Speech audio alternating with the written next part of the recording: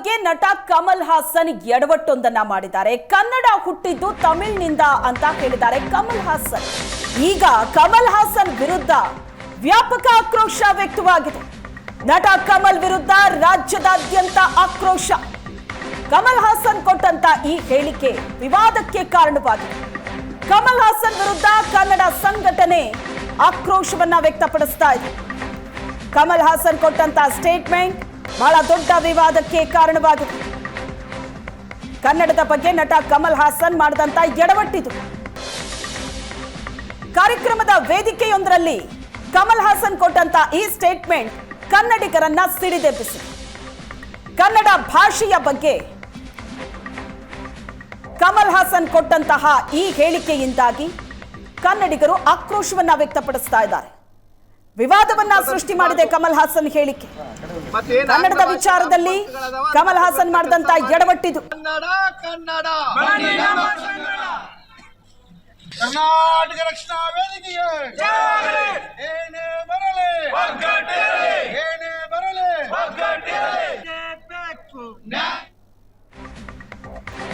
ಕನ್ನಡ ಭಾಷೆಯ ಬಗ್ಗೆ ನಟ ಕಮಲ್ ವಿವಾದವನ್ನ ಮೈ ಮೇಲೆ ಎಳ್ಕೊಂಡಿದ್ದಾರೆ. ಬೆಳಗಾವಿಯಲ್ಲಿ ಕನ್ನಡ ಸಂಘಟನೆಗಳು ಪ್ರೊಟೆಸ್ಟ್ ಮಾಡಿದೆ. ಐನಾಕ್ಸ್ ಚಿತ್ರಮಂದಿರದ ಬಳಿ ಪ್ರತಿಭಟನೆ ನಡೆಸಿದ್ರು ಕನ್ನಡ ಸಂಘಟನೆಯ ಕಾರ್ಯಕರ್ತರು. ಕರವೇ ನಾರಾಯಣಗೌಡ ಬಣದಿಂದ ಆಕ್ರೋಶ ವ್ಯಕ್ತವಾಗಿದೆ. ಕಮಲ್ ಚಿತ್ರಕ್ಕೆ ಕರ್ನಾಟಕದಲ್ಲಿ ಅವಕಾಶ ಕೊಡಬಾರದು ಅನ್ನೋ ಕೂಗು ಈಗ. ವೇದಿಕೆ ಯಾವತ್ತೂ ಸಹ ಕನ್ನಡಿಗರು ಸಹ ಕೈಕಟ್ಟಿ ಕೂತ್ಕೊಳ್ಳಲ್ಲ ಅನ್ನುವಂಥ ಎಚ್ಚರಿಕೆಯನ್ನು ಕೊಡ್ತಾ ಇದ್ದೀವಿ. ಕನ್ನಡ ಸಿನಿಮಾ ಸ್ವರ್ಗೋಗ್ತಾ ಇದ್ರೂ ಸಹ ನಾವು ಬೇರೆ ಭಾಷೆಯವರ ಸಿನಿಮಾವನ್ನು ಧಾರಾಳವಾಗಿ ಕರ್ನಾಟಕದೊಳಗಡೆ ಬಿಟ್ಕೊಂಡಿದ್ದೀವಿ. ಸರ್ಕಾರ ಮತ್ತು ವಾಣಿಜ್ಯ ಮಂಡಳಿ ಇದರ ಮಧ್ಯಸ್ಥಿಕೆಯನ್ನು ವಹಿಸಿ ಈ ಕೂಡಲೇ ಆ ಸಿನಿಮಾವನ್ನು ಬ್ಯಾನ್ ಮಾಡಬೇಕು. ಯಾವುದೇ ಕಾರಣಕ್ಕೂ ಅವನು ಬೇಷರತ್ತಾಗಿ ಕ್ಷಮೆ ಕೇಳಬೇಕು ಕನ್ನಡಿಗರ ಹತ್ರ. ಯಾಕೆ ನಮ್ಮನ್ನು ಬೇರೆ ಭಾಷೆಗಳ ಜೊತೆ ಹೋಲಿಸ್ತೀರಾ?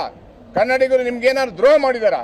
ಇಲ್ಲೇ ಸಂಪಾದನೆ ಮಾಡ್ತೀರಾ? ಇಲ್ಲೇ ಕರ್ನಾಟಕದಲ್ಲಿ ನಿಮ್ಗಲ್ಲಿ ತಮಿಳು ಸಿನಿಮಾ ಓಡದೇ ಇದ್ದವಾಗ ಕನ್ನಡ ಸಿನಿಮಾಕ್ಕೆ ಬೆಂಬಲ ಕೊಟ್ಟು ನಿಮಗೆ ಜೀವನವನ್ನು ಕೊಟ್ಟಂಥವ್ರು ಕನ್ನಡಿಗರು. ರಾಜಕೀಯದಲ್ಲಿ ಅಸ್ಥಿರವನ್ನು ಕಂಡುಕೊಂಡಿದ್ದೀರಾ, ಸಿನಿಮಾ ರಂಗದಲ್ಲೂ ಕಂಡುಕೊಂಡಿದ್ದೀರಾ, ವೈಯಕ್ತಿಕ ಜೀವನದಲ್ಲೂ ನಿಮಗೆ ಸ್ಥಿರ ಇಲ್ಲ. ಆದರೆ ಇವತ್ತು ನಮ್ಮ ರಾಜ್ಯದ ಬಗ್ಗೆ, ನಮ್ಮ ಇತಿಹಾಸ 2000 ವರ್ಷಕ್ಕೂ ಅಧಿಕ ಇತಿಹಾಸ ಇರುವಂಥ ಕನ್ನಡ ಭಾಷೆ ಬಗ್ಗೆ, ಕನ್ನಡಿಗರ ಬಗ್ಗೆ ರಾಜ್ಕುಮಾರ್ ಅವರ ಸ್ವರೂಪದಲ್ಲಿ ನೋಡ್ತಾ ಇರುವ ಶಿವಣ್ಣವರ ಎದುರುಗಡೆ ನೀವು ಈ ಮಾತನ್ನು ಹೇಳಿದ್ರ ಅಂದರೆ ತಮಿಳುನಾಡಿಗೆ, ನಮಗೆ ಕರ್ನಾಟಕಕ್ಕೆ ತಮಿಳುನಾಡಿನ ತಾಯಿನ, ಇದನ್ನ ನಾವು ಉಗ್ರವಾಗಿ ಕೇಳಬೇಕಾಗತ್ತೆ. ಎಚ್ಚರಿಕೆಯನ್ನು ಕೊಡ್ತಾ ಇದ್ದೀವಿ. ಈ ಕೂಡಲೇ ಕ್ಷಮೆಯನ್ನು ಕೇಳಬೇಕನ್ನುವಂಥ ಒತ್ತಾಯವನ್ನು ಮಾಡ್ತಾ ಇದ್ದೀವಿ. ಹೋರಾಟ ಒಂದ್ ದಿವಸಕ್ಕೆನಾ ಅಥವಾ ಹೆಂಗೆ? ಈ ಹಿಂದೆ ಸೋನು ನಿಗಮ್ ಅವರ ವಿಚಾರಕ್ಕೆ ಅದು ಸದ್ದಿಲ್ಲದೆ ಮುಗ್ದೋಯ್ತು. ಈ ಕಥೆನೂ ಹಂಗೆ ಆಗುತ್ತೆ. ಈ ಬಗ್ಗೆ ಹೆಚ್ಚಿನ ಡೀಟೇಲ್ಸ್ ಅನ್ನ ಕೊಡ್ತಾರೆ ನಮ್ಮ ಬೆಳಗಾವಿ ಪ್ರತಿನಿಧಿ ಅನಿಲ್ ಸಂಪರ್ಕದಲ್ಲಿದ್ದಾರೆ. ಅನಿಲ್, ತಮಿಳಿನಿಂದಲೇ ಕನ್ನಡ ಅನ್ನೋ ಕಮಲ್ ಹಾಸನ್ ಅವರ ಸ್ಟೇಟ್ಮೆಂಟ್ ಇಷ್ಟು ದೊಡ್ಡ ಕಿಚ್ಚಿಗೆ ಈಗ ಕಾರಣವಾಗ್ತಾ ಇದೆ. ಒಂದು, ಕಮಲ್ ಹಾಸನ್ ಕ್ಷಮೆ ಕೇಳಬೇಕು, ಇನ್ನೊಂದು ಅವರ ಸಿನಿಮಾಗಳನ್ನ ಕರ್ನಾಟಕದಲ್ಲಿ ಬ್ಯಾನ್ ಮಾಡಬೇಕು ಅನ್ನೋ ಕೂಗು. ಸೊ ಅಲ್ಲಿ ಪ್ರತಿಭಟನೆ ನಡೆಸಿದಂತ ಕಾರ್ಯಕರ್ತರು ಹೇಳಿದ್ದೇನು?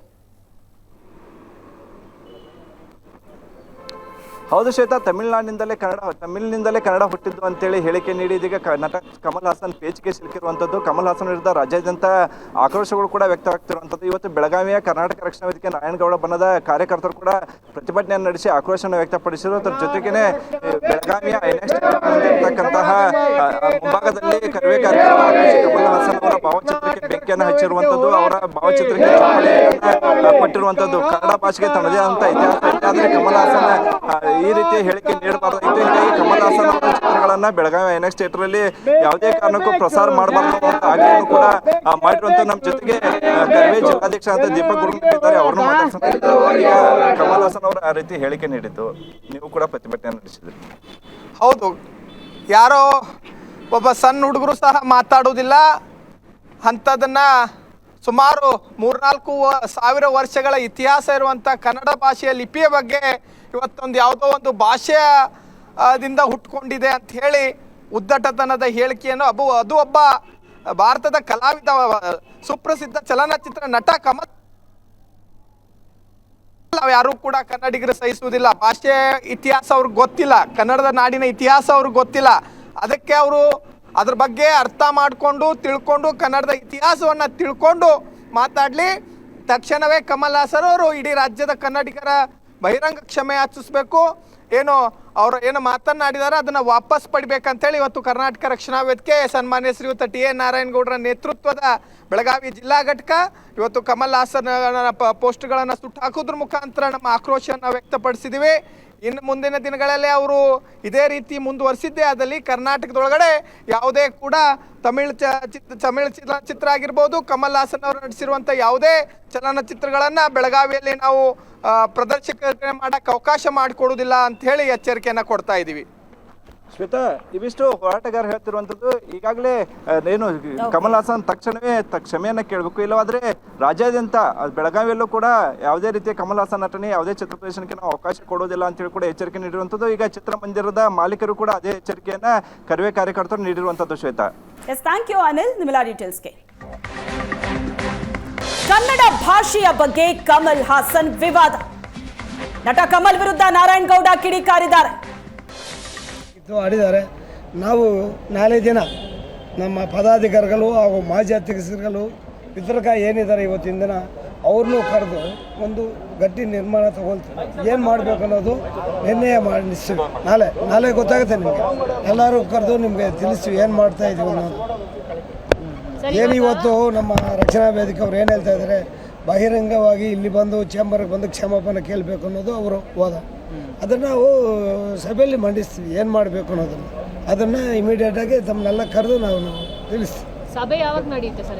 ನಾಳೆನೆ ಟೈಮ್ ಯಾರು ಸರ್ ಈಗ ನಮ್ಮ ನಿರ್ಧಾರ ಅನ್ನೋದು ನಮ್ದು ಇದ್ದೇ ಇದೆ. ನಾವು ಏನು ಮಾಡಬೇಕು ಅನ್ನೋದು ನಾವು ಚರ್ಚೆ ಮಾಡಬೇಕು. ನಮಗೆ ಏನು ಅಲ್ವಾ, ರಕ್ಷಣಾ ವೇದಿಕೆ ಅವರು ಸುಮ್ಗೆ ಆಗ್ತಾರಾ?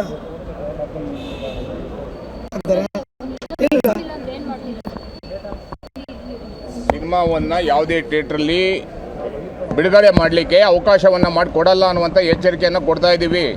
ಸರ್ಕಾರ ಮಧ್ಯಪ್ರವೇಶ ಮಾಡಬೇಕು. ಕನ್ನಡ ಹೋರಾಟಗಾರರು ಕನ್ನಡಿಗರ ಮಧ್ಯೆ ಆಟ ಆಡಬಾರ್ದು. ಮಾನ್ಯ ಕನ್ನಡ ಮತ್ತು ಸಂಸ್ಕೃತಿ ಇಲಾಖೆ ಮಧ್ಯಪ್ರವೇಶ ಮಾಡಬೇಕು. ಮಾನ್ಯ ಮುಖ್ಯಮಂತ್ರಿಗಳು ಉಪಮುಖ್ಯಮಂತ್ರಿಗಳು ಮಧ್ಯಪ್ರವೇಶ ಮಾಡಬೇಕು ಅನ್ನೋಂಥ ಒತ್ತಾಯವನ್ನು ಮಾಡ್ತಾ ಇದ್ದೀವಿ. ಈಗ ಪ್ರವೀಣ್ ಶೆಟ್ಟರ್ ಹೇಳಿದ್ದಾರೆ ಇಲ್ಲೇ ಬಂದು ಕ್ಷಮೆ ಕೇಳಬೇಕು ಅಂತ. ಇಲ್ಲಿ ಬಂದು ಕ್ಷಮೆ ಕೇಳದೆ ಹೋದ್ರೆ ಏನು ಮಾಡ್ತೀರಿ ನಿಮ್ಮ ಕಡೆಯಿಂದ? ಸರ್ ಈಗ ನಾವು ಚರ್ಚೆನೇ ಮಾಡಿಲ್ಲ ಇನ್ನು. ಅವರು ನಮ್ಮ ರಕ್ಷಣಾ ವೇದಿಕೆ ಅವರು ನಮ್ಮನ್ನು ಹೇಳಿದ್ದಾರೆ, ಬಹಿರಂಗವಾಗಿ ಇಲ್ಲಿ ಚರ್ಚೆ ಇದು ಮಾಡಿ ಕ್ಷಮಾಪಣೆ ಕೇಳಲೇಬೇಕಂತ ಹೇಳಿದ್ದಾರೆ. ಅದನ್ನು ನಾವು ಅವ್ರಿಗೆ ಕೇಳಿಸೋಕೆ ಟ್ರೈ ಮಾಡ್ತೀವಿ, ಮಾತಾಡ್ತೀವಿ. ನಮ್ಮ ಸಭೆ ನಡೆಯುತ್ತೆ, ಅದರಲ್ಲಿ ಚರ್ಚೆಯಾಗಿ ಏನು ತೀರ್ಮಾನ ತಗೊಳ್ಳೋದು ನಿಮಗೆ ನಾಳೆ ತಿಳಿಸ್ತೀವಿ. ನಾವು ಖಂಡಿತ ಚರ್ಚೆ ಮಾಡಲೇಬೇಕಮ್ಮ. ಈಗ ನಾನು ಏಕಾಏಕಿ ಒಬ್ಬ ಇಲ್ಲಿ ಎಲ್ಲರದು ಅಡಗಿದೆ. ಒಂದು ಥಿಯೇಟರ್ಗಾರ ಆಗ್ಬೋದು, ಡಿಸ್ಟ್ರಿಬ್ಯೂಟರ್ ಆಗ್ಬೋದು, ಏನಮ್ಮ ಖಂಡಿತ ನಾವು ಆ್ಯಕ್ಷನ್ ತಗೊಳ್ತೀವಿ ಸರ್. ಆಗಲೇ ಅವ್ರ ಮಾತನ್ನು ಖಂಡಿಸಿದ್ವಿ 4 ನಿಮ್ಗೆ ಗೊತ್ತಿಲ್ಲ. ಕೆಲವು ಮೀಡಿಯಾಗೆಲ್ಲ ನನಗೆ ಫೋನ್ ಮಾಡಿದಾಗ ಹೇಳಿದ್ದೀನಿ, ನೋಡು ಅವ್ರು ಮಾಡಿರೋದು ತಪ್ಪು, ಇತಿಹಾಸ ಗೊತ್ತಿಲ್ಲದೇ ಮಾತಾಡಿದ್ದಾರೆ, ತಿಳ್ಕೊಂಡು ಮಾತಾಡಬೇಕಾಗಿತ್ತು ಅಂತ ಹೇಳಿದ್ವಿ. ಕರವೇ ಅವರ ಮನವಿ ಅಲ್ಲ, ಇಡೀ ಕರ್ನಾಟಕ ಜನತೆ.